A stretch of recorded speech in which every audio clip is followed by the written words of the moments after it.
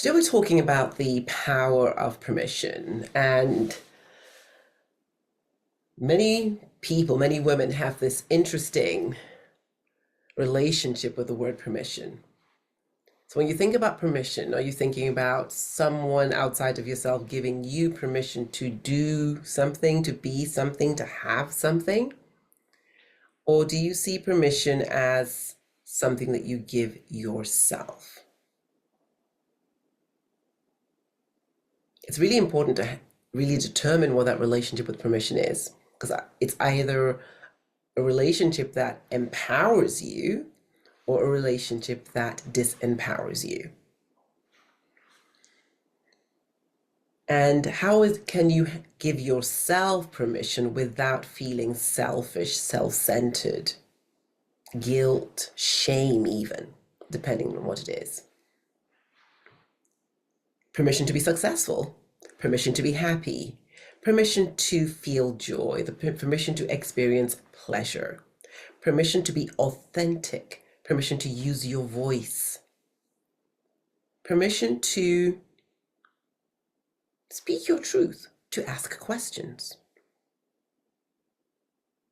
How many times have you bent yourself into a pretzel to avoid the discomfort of other people's judgment, of other people's opinions, where you have focused so much on what everybody and everyone else was thinking that you forgot who you are? And so before we start talking about permission, it's important to actually reconnect with yourself, to reconnect with your own heartbeat, and to ask yourself, who am I? Who am I without all the pressure of what daddy wants, mommy wants, my children want, my husband wants, and all the world wants? And from that space, determine what it is that you want to do and what it is you want to have. And where there's clear alignment with what you want to have, what you want to do, and who you are, that's a beautiful space to give yourself permission, because the permission is for your own benefit.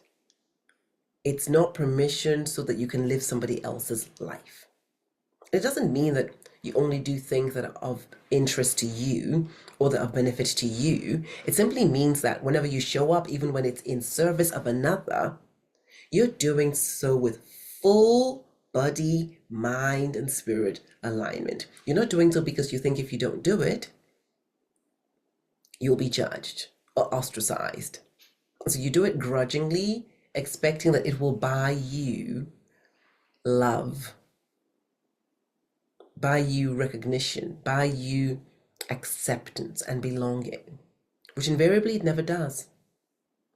That's why many people who are people pleasers find themselves feeling a lot of resentment, because you feel you keep giving and giving and giving, and you're not receiving anything else in return, because the people who you're bending over backwards, bending yourself into a pretzel to please, don't even notice.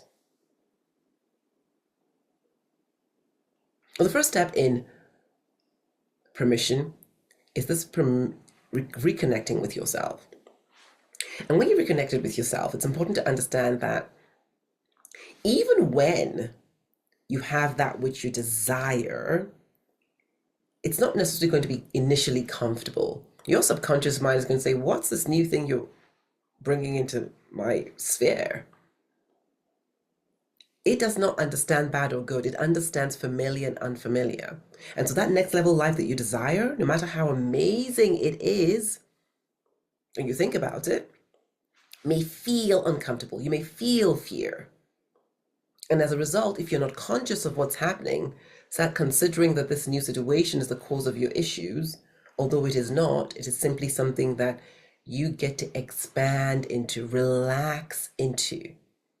So it becomes your new norm. So the thing that used to be your ceiling now becomes your floor. So new ceilings become floors. New ceilings become floors. And so one day you look back and you think, oh my goodness, every single dream I dreamt has become absolute 3D reality. And if you look closely, The version of yourself that was experiencing those different levels of 3D realities is not the same. You've released something, you've learned something, you've grown in some way, you've expanded. You're showing up differently. Less fear, more love. And let's say you've embraced all of that. You're ready to relax and to open up to this new level of life that you have intended, envisioned. Now you get to really do the work of releasing the old, the shame, the blame, the guilt. So these are those niggly seaweeds that you can't necessarily see. They're like creepers that will hold you tight and keep you from moving forwards. So to give yourself full permission, you also get to give yourself the opportunity of reconnecting with the parts of yourself that you have not allowed yourself to truly embrace. The parts of yourself that you're hiding away in shame. The parts of yourself that you do not feel are good enough to be loved, and so you don't give yourself permission to embrace and embody them. And the worst part of it is that act of shaming parts of yourself, disconnecting with parts of yourself, is what keeps you from the love, connection, and recognition that you truly desire. Because no one can love you more than you love yourself. And if there's parts of yourself that dislike or hate yourself, then you will get that back from others. As I say this, I feel the chills because there was a time I would write all my posts as very polished and everything was okay. And once I started really reaching in and sharing the pain I'd experienced or I was experiencing, then people connected. So the permission to be authentic is one of the most powerful types of permission you can have. Permission to stand tall and not try to dim your light because other people may not be where you are at. You don't owe anything to the old version of yourself, and so you don't owe anything to the old circles. If as you grow, they choose to remain exactly where they are, that's fine, no judgment. But who does it serve that you stay small? Who does it serve that you bend yourself into a pretzel so you can fit into somebody else's box, somebody else's opinion, somebody else's limitation? Who does it serve that you actually fight for your limitations instead of showing up and fighting for the dream and the purpose?